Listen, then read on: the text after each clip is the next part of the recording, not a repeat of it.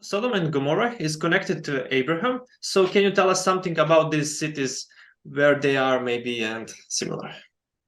Yes, yes. Well, there is this site called edh-Dhra, which is southeast um, of the Dead Sea. Now we're told in the Bible that that when Lot chose Sodom and Gomorrah, it was a lush, very verdant, very fruitful area with agriculturally able to supply lots of foods and also to sustain flocks and herds. Today, that's not at all true of really any area around the Dead Sea. That's why it's called the Dead Sea. It's, there's nothing there to live. But in that time, you get this impression that it was a very different area. What different archaeologists and different people have dug in this area. What they have certainly found there is cemeteries and remains of towns in the sort of southeastern Dead Sea area, which suggests that there was a much larger population there in the early second millennium BC than later. So I think we can say that existed. We don't have a lot of evidence beyond that in terms of all of these places. Zoar may be a site that's mentioned for even hundreds of years, and there's a Zukhru, which may be Zoar, that's mentioned in the 14th century BC in the Amarna letters from that sort of southern Canaan area. So it's possible that what we have is something like that preserved. But otherwise, the plains, the other cities of the plains, Sodom, Gomorrah, and so forth, all of these, they truly did disappear. And we only have the remnants of the cemeteries where their dead were buried and ruins of which there isn't a lot that can be said otherwise. As far as the climate, we do know the climate does change in this area. Probably the major climate change that I understand took place several hundred years before the stories of Sodom and Gomorrah. It took place around 2400 BC.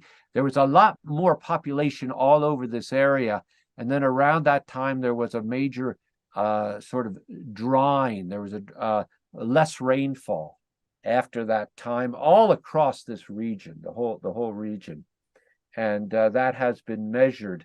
And so areas that, like the city of Arad, which is mentioned several times in the Bible, it's one of those cities in what would be today is southern Judah in the Old Testament period, and it was a large city in the third millennium BC, but by the end of the third millennium BC, it had virtually been abandoned, and it would be so until a much smaller fort was built there by the Israelites, maybe 10th or 9th century BC, something like this.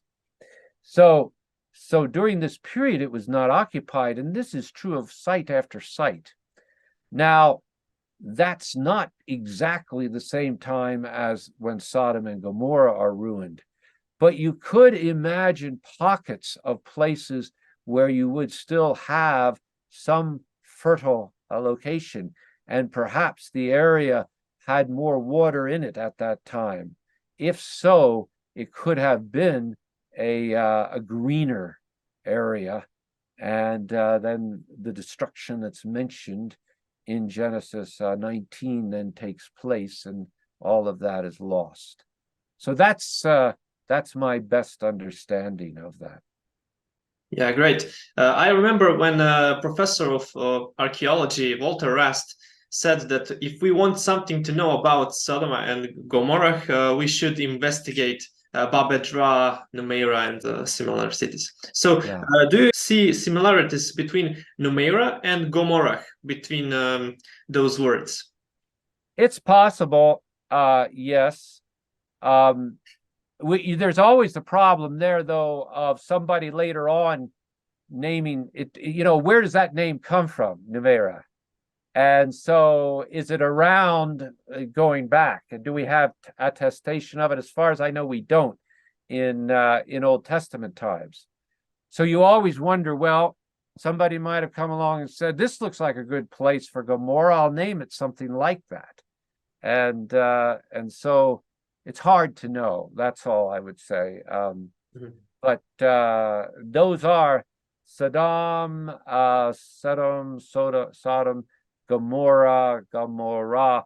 These three triconsonantal roots are good roots for ancient Semitic in terms of what they represent. And so, and Gomorrah, the G at the beginning of Gomorrah was originally not a G. It was what in Hebrew is called an ayin, a particular letter of the Hebrew alphabet, which itself comes and reflects two different sounds. A sound much like an unpronounced letter, almost you would say Amora if it were that, but also what you might call a much stronger guttural,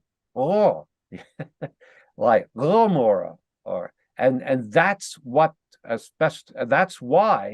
the name Gomorrah is written with that letter at the beginning, with that ayin, because it had that strong guttural. And when the Greek translators of who translated the Septuagint heard that, their closest sound was the G sound, the gamma in Greek. And that's what they wrote, and that went into the Latin, and that went into the English and into other languages. So that's why it's Gomorrah now. But, that would be more accurate a reflection of that name. So I don't know ultimately. Okay, fair enough.